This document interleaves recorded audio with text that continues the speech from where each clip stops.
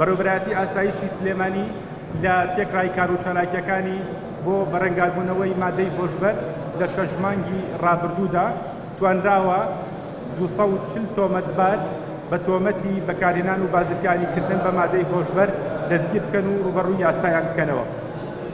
لەو 240 تۆمەتبارە 229 تۆمەتباریان لە ڕەگەزی نێر بووە، 11 تۆمەتباریان لە ڕەگەزی مێ بووە.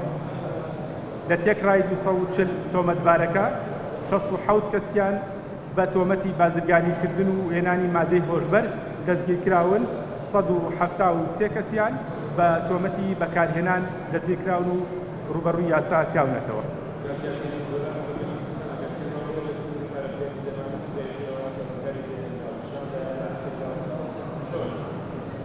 بە هەوڵ و هیمەتی هێزەکانی ئاسایش توانراوە تا ڕادەیەک کۆنترۆڵ بکرێت و لە چاو ساڵی پار ئەم کاتەیە ژمارەکە کەمترە. زۆر لەوانەی کە دەستگیرەکرێن بە تۆمەتی ئالەدەبوون دەستگیرکراون، بێگومان کەسێک کە جارێک ئالوودە بێت ڕەنگە بگەڕێتەوە جارێکی تر بۆ سەر ئەو حاڵەتە.